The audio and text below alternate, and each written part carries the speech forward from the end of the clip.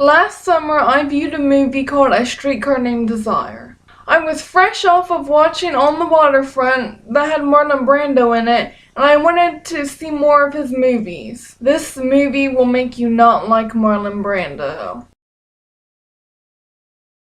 The film version of Tennessee Williams' play resulted in Oscar wins for the two actresses who played Blanche and Stella.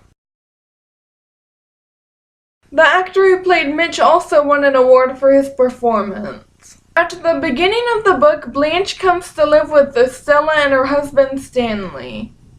She had lost Stella and Blanche's family plantation and was in sort of a money crisis when she arrived there. Throughout the book, we find out details of what Blanche went through and what happened right before she fell into the hands of Stella and Stanley.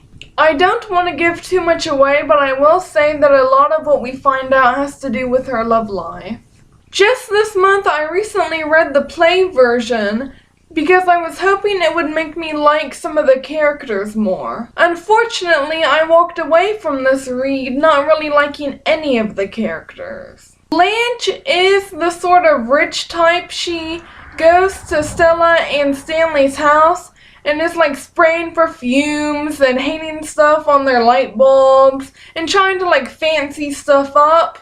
But I did sympathize with her the most because of what happens to her towards the end of the book. They don't really focus or explain too much on it. Just know that I did not like her sister because in the play version, she did not believe Blanche when Blanche told her what had happened. I know that Stanley is written as a sweat-stained barbarian, but I was hoping to like him at least a little bit more from the play.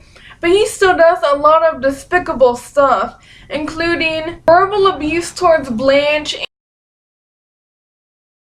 and physically hitting Stella, his wife. He is also involved in what happens with Blanche towards the end of the book. I also did like the character of Mitch because I sympathized with him and how he felt towards Blanche because they sort of had a relationship in the book.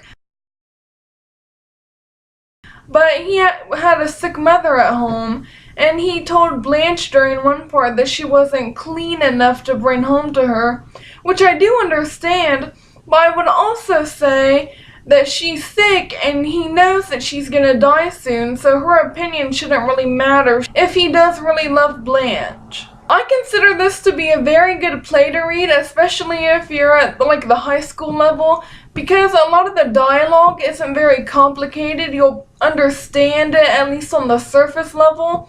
You might have to look up some research if you want to get the subject matter more on a deeper level. I would give this play 3.5 out of 5 stars. I will be rewatching the film version of A Streetcar Named Desire because after researching some on the internet, I did want to look more into some of the aspects that they changed in the movie, including Stella's decision at the end of the movie. This next part is only for people who want to hear spoilers.